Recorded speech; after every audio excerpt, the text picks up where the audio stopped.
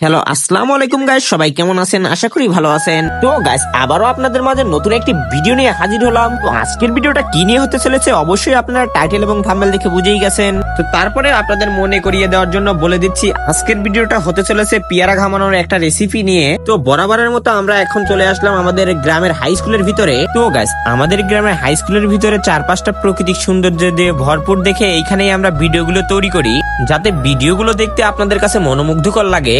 সেই জন্য ভিডিওগুলো এখানেই তৈরি করা হয়। তো গাইস, আমরা বাজার থেকে পেয়ারাগুলো আগেই কিনে রেখেছিলাম, যাতে আমাদের পেয়ারা নিয়ে কোনো টেনশন না করতে হয়। তো প্রথমেই আমরা পেয়ারাগুলো ধৌত করার জন্য টিউবওয়েলে চলে এসেছি। আর গাইস, পেয়ারা ধুতে এসে দেখি এদিকে আমাদের সজীব কাকু নিজের পার্সোনাল কাজ করতে বিজি।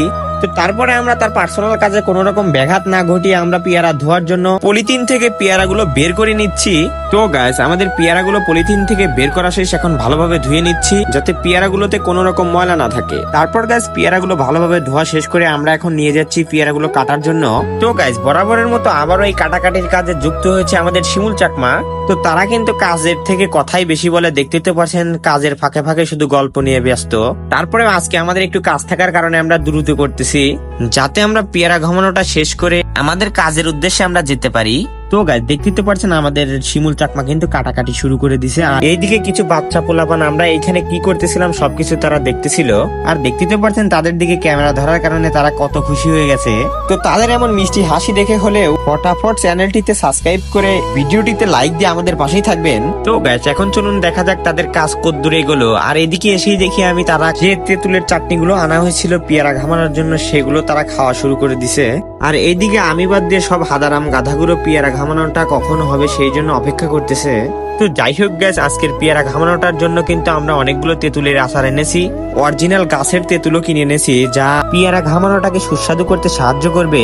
তো গাইস, বকবক করতে করতে কিন্তু এদিকে আমাদের শিমুল চাকমার হাতের জাদুতে কাটাকাটির কাজ সম্পূর্ণ শেষ। তো এখন আমরা পেয়ারা ঘামানোটাকে তৈরি করার জন্য প্রথমে দিয়ে দিচ্ছি লবণ আর হচ্ছে শুকনা মরিচ। তো এখন দুইটাকে ভালোভাবে মিক্স করে নিচ্ছি আমরা। তো লবণ আর মরিচ মিক্স করা হয়ে গেলে এখন আমরা দিয়ে দেবো গাছের একদম পিওর অরিজিনাল তেঁতুল, যাতে পেয়ারা ঘামানোটা খেতে দ্বিগুণ টেস্ট হয়। তারপরে আমরা তেঁতুল দেওয়া শেষ হয়ে গেলে এখন দেবো তেঁতুলের চাটনি, যাতে পেয়ারা ঘামানোটা টক ঝাল মিষ্টি লাগে। তো দেখতে তো পারছেন সবাই যার যার হাতে হাতে তাড়াতাড়ি করে দিয়ে দিচ্ছে তেঁতুলের চাটনিগুলো। প্রায় 20টার মতো তেঁতুলের চাটনি এনেছিলাম আমরা। তো সবাই যার যার মতো দ্রুত করতেছে, দেখতেই তো পারছেন। তো চাটনিগুলো এখন আমাদের দেওয়া শেষ, এখন দিতে হবে সরিষার তেল। তো সরিষার তেলটা আমাদের আনার কথা মনে ছিল না, তার জন্য এক ছোট ভাইকে দিয়ে নিয়ে এসালাম। তো এখন আমরা পেয়ারা মাখার ভিতরে সরিষার তেলটা দিয়ে দিচ্ছি। তো এখন আমাদের পেয়ারা ঘামানোর মধ্যে সবকিছু দেওয়া শেষ, এখন আমরা পেয়ারাটা মাখিয়ে নিচ্ছি। আর গাইস, এইরকম ভর্তা রেসিপির ভিডিওগুলো আপনাদের কাছে কেমন লাগে অবশ্যই কিন্তু কমেন্ট বক্সে বলে যাবেন। আর সঙ্গে আরেকটা বিষয় বলে যাবেন যে এর পরবর্তী ভিডিওটা আপনারা কি ভর্তা নিয়ে দেখতে চান। তো আমরা আপনাদের মতামত অনুযায়ী ভিডিও বানানোর চেষ্টা করব।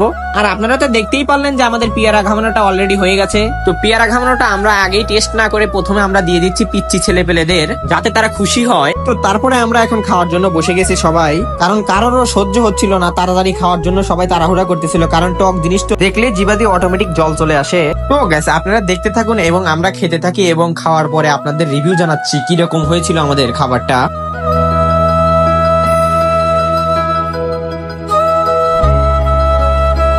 তো গাইস, আমাদের পেয়ারা ঘামানোটা কিন্তু অনেক টেস্ট হয়েছিল, যা চমৎকার লেগেছে আমার কাছে।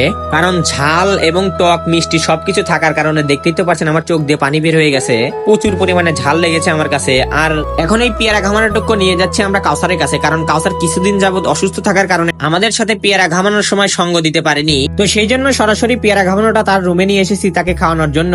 আর রুমে এসে দেখি সে প্রচুর পরিমাণে অসুস্থ থাকার কারণে বিছানা থেকে একটু উঠতে পারতেছিল না। তো তার এমন অবস্থা দেখে কিন্তু আমার খুব খারাপ লেগেছে। তো সবাই কিন্তু তার জন্য দোয়া করবেন, সে যেন তাড়াতাড়ি সুস্থ হয়ে ওঠে। তো তারপরে আমরা তার শরীর সম্পর্কে ভালো মন্দ জিজ্ঞেস করে এখন আমরা চলে যাব বাহিরে। তো আমাদের বাহিরে কিছু ইমার্জেন্সি কাজ থাকার জন্য তাড়াহুড়া করে চলে যাচ্ছি। তো আজকের ভিডিওটা কিন্তু এই পর্যন্ত ছিল। তো দেখা হবে পরবর্তী কোনো ইন্টারেস্টিং ভিডিও নিয়ে। আর আজকের ভিডিওটা আপনাদের কাছে কেমন লেগেছে অবশ্যই কিন্তু কমেন্ট বক্সে বলে যাবেন। আর আমাদের চ্যানেলটিতে সাবস্ক্রাইব করে আমাদের পাশেই থাকবেন। তো ভালো থাকুন, সুস্থ থাকুন, টাটা, বাই বাই।